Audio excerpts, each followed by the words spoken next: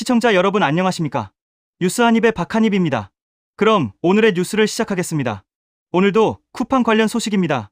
오늘 저희 뉴스는 최근 국회 연석 청문회에서 제기된 충격적인 질문, 쿠팡의 사업자 등록을 취소할 수 있는가라는 쟁점을 중심으로 김범석 의장을 둘러싼 논란을 확인해 보겠습니다. 본격적인 영상 시작에 앞서 오늘 내용 정말 심오한 내용입니다. 오늘 이 뉴스가 묻히지 않고 더 많은 시청자들에게 알려질 수 있도록 영상 좋아요와 구독, 그리고 공유 한 번씩 정중히 부탁드립니다. 이제 관련 영상부터 보시죠.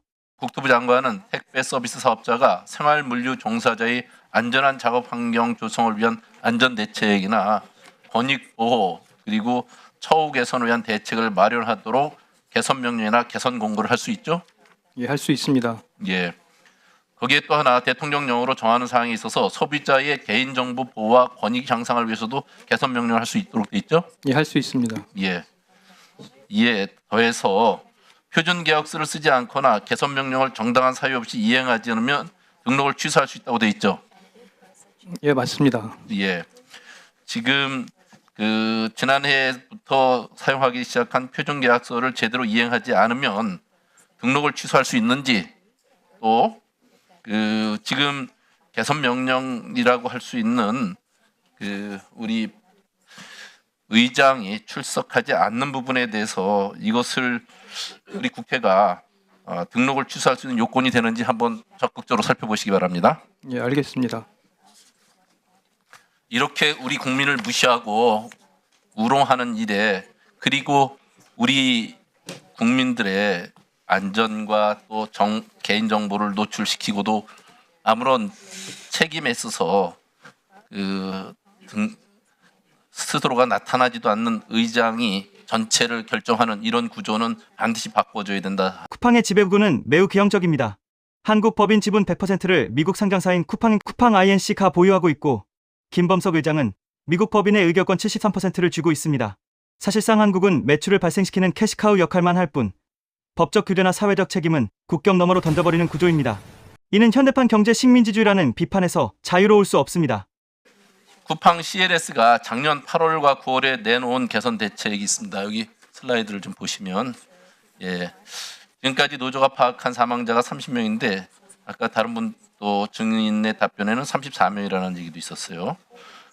작년 8월, 9월 쿠팡 CLS가 개선 대책을 내놓은 것이 있습니다.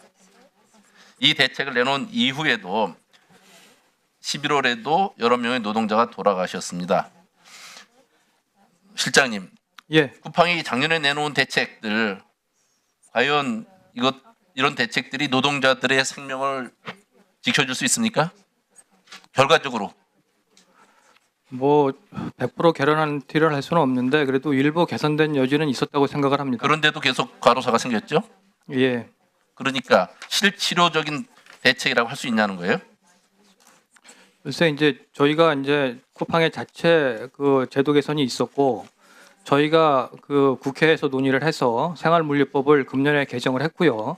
추가적인 제도 개선은 사회적 논의에서 지금 대책을 세우고 있는 걸로 알고 있습니다. 실제로 그렇게 이도 저도 아닌 대책으로 나가다 보니까 쿠팡 같은 회사가 그렇게 뻔뻔스럽게 국민들을 우롱하는 거 아닌가 하는 그런 반성도 해야 되지 않아요? 예, 지금 국민적 공분이 얼마나 큰지, 그런 일을 방치한 국토부는 책임이 없는지, 이런 얘기입니다. 또 지금 하나 자료를 보시면, 이 자료는 쿠팡 CFS와 쿠팡 CLS의 산재 승인 신청 그리고 승인 현황입니다. 이 자료에는 영업정과 계약된 택배 노동자들은 여기 들어가 있지도 않을 겁니다. 2024년 쿠팡 CFS가 601건, 쿠팡 CLS가 410건이 승인됐습니다. 승인된 산재로만 봐도 하루에 한 건 이상입니다. 매일 사고가 끊이지 않고 늘어나고 있다고 할 수 있습니다. 그렇게 더 이상 획기적인 대책이 마련되지 않으면 결코 안전을 보장할 수 없는 거 아니에요? 어떻게 생각하세요? 산재 발생하고 하는 것들에 대해서는 계속 모니터링을 해가면서 필요한 부분은 제도 개선이 필요하다고 생각을 합니다. 아니, 제도 개선뿐만 아니라 결국은 지난해 그런 옵션에 의해서 획기적으로 산재를 줄일 수 있는 방법을 썼지만 여전히 이것은 줄지 않고 있고 사고가 끊이지 않고 있기 때문에 이런 실효적 대책이 지금 진행되고 있는가 하는 거예요. 실효적 대책이 진행돼 있지 않으면 획기적인 대책 마련을 요구하고 그것도 안 되면 등록 취소해서 생명을 지켜줘야 될 거 아니에요? 요새 이제 그런 차원에서 지금 사회적 대화가 진행되고 있는 걸로 알고 있습니다. 쿠팡은 작년 8월 9월 클렌징 조항에 대한 개선 대책도 마련하고 검진 확대 그리고 분류 인력의 100% 직고용도 약속했습니다. 2024년 8월 12일에 발표됐던 분류 인력 직고용 계획에 대한 기사 이후에 이에 대한 이행에 대한 기사는 전혀 찾아볼 수가 없었습니다. 정치권은 쿠팡 측의 무책임한 태도를 강하게 질타했습니다. 1년 전 대대적으로 홍보했던 개선안이 실제로는 현장에서 전혀 작동하지 않았고 그 사이 산재 승인 건수는 하루 한 건 꼴로 늘어났습니다. 쿠팡 홍보 담당 임원 계신가요? 예, 잠깐 나와보세요. 2024년 9월에 안전 관련 대책을 이행했던 내용으로 언론에 홍보한 사례 있습니까? 계열사 부분이라 제가 기억은 안 나지만 없는 걸로 기억합니다. 제가 예. 다시 한번 확인해 보겠습니다. 홍보 자료 저희가 못 봤습니다. 잘했다고 생각한 일 있으면 홍보 자료 대대적으로 내지 않았겠나 하는 생각이 드는데 안전 대책 잘 만들었다고 생각하면 그 뒤에 실적을 홍보했을 텐데 스스로도 만족할 만한 성과 못 내고 있는 거 아닌가 하는 생각이에요. 지금 계속적으로 이렇게 그 산재 신청과 승인이 많은 걸 봐서 말이죠. 어떻게 생각하세요? 이 부분 다시 한번 확인해 보겠습니다. 계열사 부분이라 제가 지금 현재로서는 명확하게 인지하지 못하고 있습니다. 엄 실장님, 국토부는 이러한 이행 실적을 받아본 적이 있습니까? 지금 제 기억으로는 못 받은 것 같습니다. 예, 확인을 없습니다. 해보겠습니다. 예, 그러니까 실제로 개선하기로 하고 아무것도 개선된 것이 실적으로 보고된 바도 없는 겁니다. 저희도 이번 청문회 자료의 계획에 대한 이행 실적을 요구했지만 받아볼 수가 없었고요. 2024년 9월 발표하고 1년이 지나도록 잘하고 있다는 기사 한 건 없습니다. 노동자들이 원하는 안전 대책은 사회적 합의 요구 수준에서 시작되는 겁니다. 그래서 지금 아까 오전에 제가 얘기했듯이 분류 작업을 배제하고 주 60시간 노동 시간을 준수하고 사회보험료 부담 같은 약속 이것을 지키는 데부터 시작되는데 더 이상 노동자들이 목숨을 잃는 일이 없어야 되기 때문에 이러한 관점에서 국토부는 철저히 쿠팡의 안전관리 대책에 대해서 평가를 하고 점검을 하고 안 되면 과감하게 우리 국민을 무시하고 그렇게 계속 가는 것에 대해서 따끔하게 조치를 해야 된다 하는 생각입니다. 어떻게 생각하세요? 예, 동의하고 있습니다. 쿠팡 CLS가 개선 대책을 내놓은 지 1년이 넘게 지났습니다. 국토부 꼭 좀 해주시기 바랍니다. 당초 개선 대책에 대한 정량적인 이행 실적 꼭 확인해 주시기 바랍니다. 예, 알겠습니다. 특히 분류 인력 직고용 문제, 클렌싱 조항 폐지에 따른 서비스 수준 평가 제도가 클렌싱을 야기하지는 않고 있는지 점검을 해주시기 바랍니다. 실장님? 예. 예. 이러한 조치들이 미흡하다면 국토부는 당연히 개선 명령을 내리겠죠? 면밀히 그렇죠? 살펴보겠습니다. 지금 법이 그렇게 돼 있잖아요. 그 항목에는 종사자 그리고 국토부가 택배 서비스 사업 주무부처로서 노동자 안전이 확실하게 담보되지 않으면 강력한 의지를 갖고 적극 대처해 줄 것을 대통령도 계속 강조하고 계시지 않습니까? 예, 알고 있습니다. 그럼 그에 대해서 조처를 해야 될 거 아니겠어요?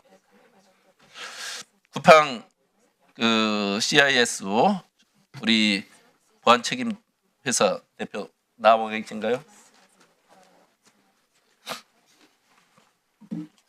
예. 이번에 유출된 쿠팡 본사의 DB에는 배송의 핵심 정보인 공동 현관 비밀번호 또 제3자 선물 수령인 주소가 포함되어 있습니다. 쿠팡 본사의 주문 DB와 자회사인 쿠팡 CLS 배송 시스템은 사실상 실시간으로 연동돼 있지 않나 하는 생각이 듭니다.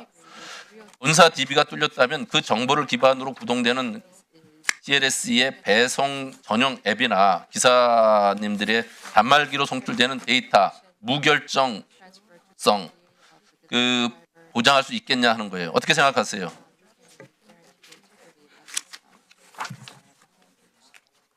This incident took place externally against the Coupang website. 이 None of those 사건은 details were 쿠팡 touched. 웹사이트에 대하여 전반적으로 이루어졌습니다만 그러한 데이터에 대한 접근은 없었습니다. 그 말씀하신 시스템들은 서로 관련되어 있지 않습니다. 예, 아마 이번 유출은 본사 문제로 CLS와는 무관하다 또 이렇게 얘기할 가능성이 높습니다. 국토부 물류실장님, 앞서 개정 법률에 따라서 개선 명령할 수 있는 항목 중에 소비자의 개인정보 보호와 권익 향상에 대한 부분이 있어요. 그렇죠? 엄 실장님? 예, 있습니다. 예, 이번 쿠팡 본사 DB 유출로 공동 현관 비밀번호와 선물 수령인 주소까지 노출되었다면 이는 단순한 온라인 정보 유출을 넘어서 주거 침입 또는 오프라인 범죄로 이어질 수 있는 중대한 사안이라고 할 수 있죠. 예, 그렇습니다. 쿠팡 CLS가 본사로부터 정보를 넘겨받아 배송을 수행하는 과정에서 이 오염된 정보들이 어떻게 관리되고 있는 실체 조사 한번 해야 되지 않아요? 그래서 이제 그런 정보는 지금 개인정보위 등 관계기관에서 확인하고 있는 것으로 알고 있고요. 위반 사항 확인 시에 개선 명령 등 관계 법령에 따라 조치토록 하겠습니다. 예, 국토부가 가진 개선 명령권을 이용해서 쿠팡 CLS의 고객 정보 관리 체계에 전면적으로 점검하고 대책 마련을 지시할 용의 있으신가요? 위반 사항이 발견된다면 용의가 있습니다. 예, 노동자의 안전 대책 그리고 소비자의 정보 보호, 쿠팡 CLS가 택배사로 정상 운영하려면 이 두 가지 대해서 국토부가 강력하게 개선 명령과 그것도 안 되면 등록 취소를 내려줄 것을. 예, 알겠습니다. 여기에 최근 불거진 고객 개인정보 유출 사고도 등록 취소의 새로운 변수로 떠올랐습니다. 공동현관 비밀번호와 선물 수령인 주소까지 노출된 상황에서 국토부는 이를 주거 침입 등 강력범죄로 이어질 수 있는 중대한 사안으로 보고 있습니다. 뉴스를 마치기 전 다시 한번 정리해드립니다. 더 이상 혁신이라는 이름 뒤에 노동자의 희생과 국민의 불안을 방치할 수 없다는 목소리가 높습니다. 정부의 칼끝이 어디로 향할지 전 국민의 시선이 쏠리고 있습니다. 오늘 준비한 소식은 여기까지입니다. 시청해주신 여러분 고맙습니다. 구독과 좋아요, 클릭 후 댓글로 달아주시면 성실히 영상으로 만들어 보도록 하겠습니다. 다음 시간에 다시 인사드리겠습니다.